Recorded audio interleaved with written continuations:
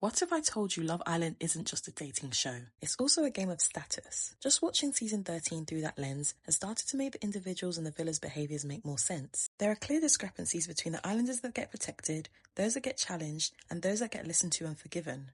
I think every villa develops a social hierarchy because when you put a group of people in a closed environment, social rankings naturally emerge. Think about school, university, think about the workplace or even friendship groups. People naturally assign status to one another. Love Island is such a compelling social experiment as we get to watch in real time how these rankings happen and point out the facts and influence in it. Because it's clear to see certain islanders seem to be moving through the villa differently from everyone else.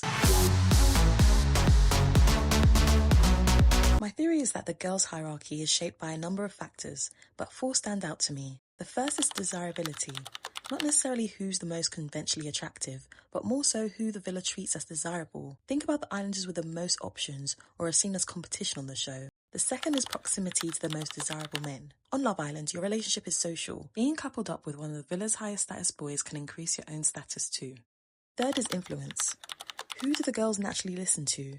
Which girl sets the tone when there are disagreements in the villa? Who decides who a girl's girl is? And finally is social protection. This might be the biggest indicator of all, because the social hierarchy gets revealed the most when someone makes a mistake. Is the islander that makes a mistake defended and given the benefit of the doubt, or are they called out or socially punished? Moments like Casa Amor, movie night, public votes and bombshells test the hierarchy, because you have people that have climbed it, some who have slipped, and some who have fought incredibly hard to maintain the position. Now let's break down some of the main girls individually to understand their role each of them plays in the villa's social structure.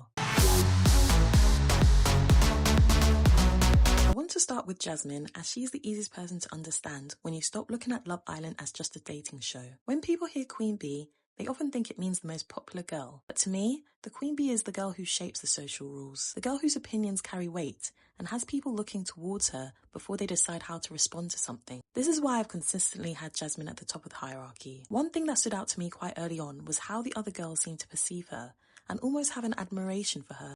Most notably, Lola saying that Jazz is so cool and that she wants to be like her. When someone says, "I want to be like you," they're placing you above themselves socially. It's a really powerful dynamic, as admiration often turns into influence. Another thing worth considering is the image Jasmine came into the villa with. She's an influencer from Dubai. Not to say that automatically makes someone high status, but it does project a certain lifestyle, fashion, confidence, luxury, that people often associate with social status before they've had a proper conversation with you. Whether we realise it or not, we all make quick judgments based on those kind of signals. So I do think Jasmine entered the villa with a lot of social capital already. One of the biggest examples of Jasmine's influence was her very early on labelling Priya as not a girl's girl. I didn't know you even liked her, to be fair, so it's just not adding up to me now. You're telling me like you and her aren't like similar? The way we look, but the way we act is nothing alike. No, but just we actually fit, like, the way we act, we could not be more different. I've not really spoke to Priya. I've only spoke to her. But you see how she moves in here. Like, she doesn't move like a girl's girl at all. She also moves like the most kiddie in here. She's obsessed with the attention from the boys, and I've been quiet the whole time and I actually can't be fucked for her anymore. But yeah, if that's what you want, fair enough. If she wants you, she can graft you, and that can be that, but like, I didn't think you would be open to getting to know her. The label also stuck with girls in the villa and those who had left the villa, criticising Priya for her apparent inability to stay on code. I think Priya says she's a girl's girl, but she's not really 100% a girl's girl, because I don't know, like, I like her, but I wouldn't call her like my best friend or my friend or anything. Yeah. So, yeah. To be fair, Robin said that to us yesterday. Another reason I think Jasmine sits near the top is that she's comfortable calling the boys out. She speaks confidently and backs herself and the other women in the villa. That seems to earn respect. In contrast, Priya's had moments where she has challenged the boys as well, yet those moments haven't transferred into the same level of social influence. That tells me that the exact same behaviour can be interpreted differently depending on who's doing it. When Jasmine's clips came on during movie night, the girls immediately rallied around her. This follows my theory of social protection. Just compare their reaction to Jazz's clips compared to Priya's. There wasn't the same rush to defend her. This shows that when Jasmine's position comes under pressure, the group instinctively moves to protect it. Lola's position in the hierarchy comes from stability. From very early on, she'd been coupled up with Sean. Historically on Love Island, lasting in one relationship for most of the season, of course has its romantic value, but there is social value in it too. Stable couples almost become the villa's mum and dad, because islanders begin to see them as established. They survive recouplings and internal votes, and over time, that relationship builds social capital. This very much looked like Lola and Sean's trajectory, but then Casa Amor happened. Enter Yulia. Now, Casa Amor girls are brought in to test relationships, so when Yulia admitted that she had got to know Sean, she was doing exactly what she'd entered the villa to do. Sean later told Lola that it was mostly Yulia pursuing him. From that point onwards, Lola seemed to develop a real dislike for Yulia. How are you feeling about the Yulia situation? She's a fucking bitch. Like, I do not like the girl. I actually hate the girl. I don't think I fully understand her just yet. I understand her perfectly. She knows what she's doing. She's here for the airtime and attention. She's not nice. She's not a girl. I think everyone needs to be really fucking careful of her. I'm not telling people who not to be friends with. After entering the main villa, Yulia tried to tell Lola what had happened in Casa Amor and challenged Sean's version of events. She continued standing by what she had said, which is socially quite a bold thing to do, because Yulia is disagreeing with someone who already occupied a relatively high position within the girls' friendship group. In most social groups, newcomers are expected, whether consciously or unconsciously, to learn the existing rules before they start challenging them. Yulia didn't really do that. She disrupted them. Your opinion to me isn't actually that relevant. Not to be a dick, but it's actually not. I know he loves me. I don't care if you don't think he loves me. Live and let live. You're delusional. You're the one. Fine. I don't care.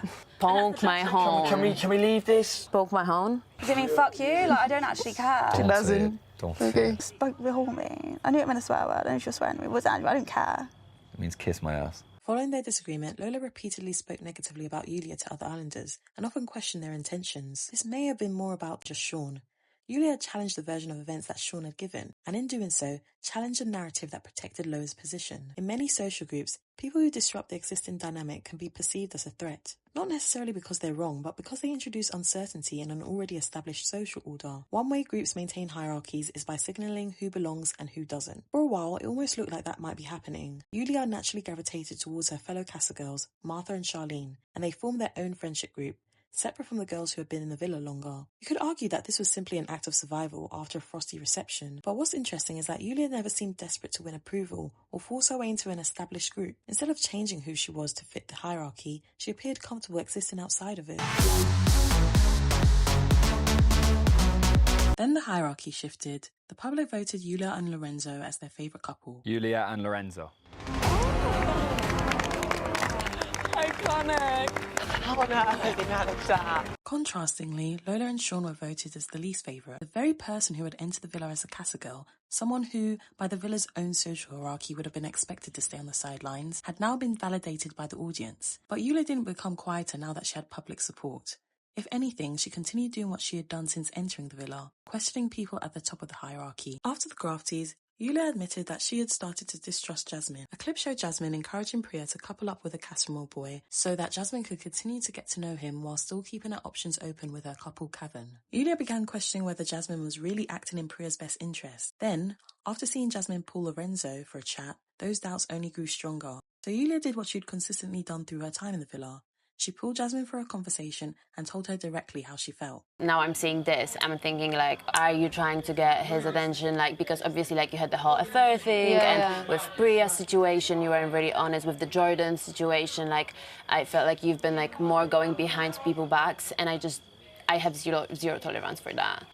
Not only does Yulia have a direct, clear-cut approach, but she's repeatedly going against the dominant narrative in the villa. Jasmine, like Lola, sits near the top of the social hierarchy, so it's interesting to see their adverse reactions to these instances. I'm stressed about the whole Yulia thing too. Like, it's crazy because the only drama we're having in here with the girls is coming from Yulia. That drama starter label is significant because it comes from Jasmine. Throughout the villa, Jasmine has occupied one of the strongest positions within the girls' social hierarchy. When she labelled Priya as not a girl's girl, we saw that her opinions carry influence, as the way she describes another islander can shape how that person is perceived by the rest of the group. Yulia, on the other hand, doesn't seem particularly interested in protecting the social order. She doesn't wait for permission to question people, and she doesn't appear to change what she thinks simply because the person she's challenging is popular.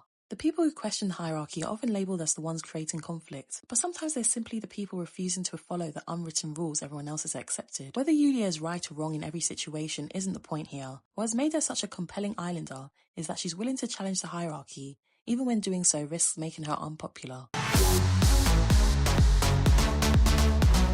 Out of everyone in the villa, I actually think Priya has had one of the hardest social journeys. When she first entered the villa, she didn't arrive at the same social capital as someone like Jasmine. In fact, she often found herself pursuing the same men who were either interested in Jasmine or who Jasmine herself was interested in. Romantic desirability can influence social status in environments like the villa. Being close to the most sought-after islanders can elevate someone's position within the group, while repeatedly being overlooked can have the opposite effect. Priya often seemed to be on the losing side of those dynamics. She wasn't an obvious first choice, and she didn't appear to command the same level of attention or influence within the villa. She also found herself in the bottom 3 in a public vote, suggesting she hadn't yet built a level of support with the viewers either. Over time, Priya became more closely aligned with Jasmine and the Cool Girls friendship group, which highlighted that there were different levels within the group itself. Earlier in the season, we'd already seen moments where Priya was criticised by other islanders and had her character questioned. But what stood out to me was a difference in how the group responded when she came under pressure compared with when Jasmine did. When Jasmine was challenged, the other girls were much quicker to defend her, reinforce her perspective, or back her up.